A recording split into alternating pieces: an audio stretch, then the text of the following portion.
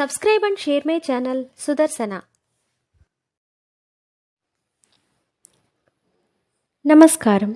శ్రీమద్ భగవద్గీత 14వ అధ్యాయము గుణత్రయ విభాగ యోగము నుండి శ్లోకములను నేర్చుకుందాం. ఓం శ్రీకృష్ణ పరబ్రహ్మణే నమః. శ్రీ గురుభ్యో నమః. శ్రీమద్ భగవద్గీత 14వ అధ్యాయము గుణత్రయ విభాగ యోగము 18వ శ్లోకము.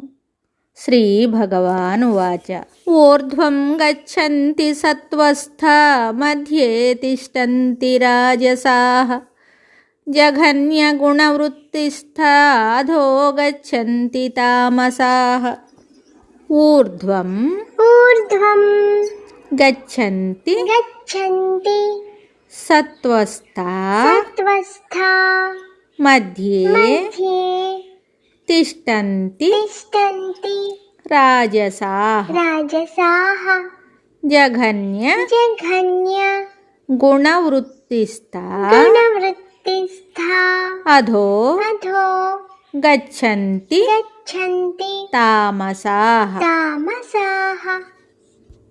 ఊర్ధ్వం గచ్చంతి సత్వస్థా మధ్యే తిష్టంతి రాజసాః జఘన్యగుణవృత్తిస్థా అధో గచ్చంతి తామసాః.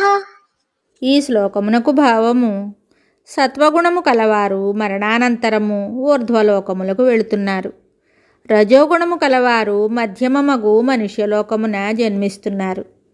నీచగుణ ప్రవృత్తి గల తమోగుణయుతులు పాతాళాది అధోలోకములకు లేక అల్పములగు పశుపక్ష్యాది జన్మలకు వెళుతున్నారు. సత్వగుణము కలవారు ఊర్ధ్వలోకములను ఊర్ధ్వగతినే పొందుదురని చెప్పుట వలన ఆ గుణము అవలంబనీయమనియు, రజోగుణ తమోగుణయుతులు మధ్యలోకమును అధోలోకమును పొందుదురని చెప్పుట వలన ఆ గుణములు అభిలషణీయములు కావనియు స్పష్టమవుతోంది. దీనిని బట్టి ఊర్ధ్వగతి గాని అధోగతి గాని వారి వారి అధీనమునందే కలదని తేలుచున్నది. కాబట్టి ప్రయత్నపూర్వకముగా సత్వగుణ సమాశ్రయము ద్వారా ఊర్ధ్వగతినే పొందుటకు అందరూ ప్రయత్నించవలెను. శుభం. శ్రీమద్ భగవద్గీత తరువాతి శ్లోకంతో మళ్ళీ కలుద్దాం. నమస్కారం. Subscribe and share my channel Sudarsana.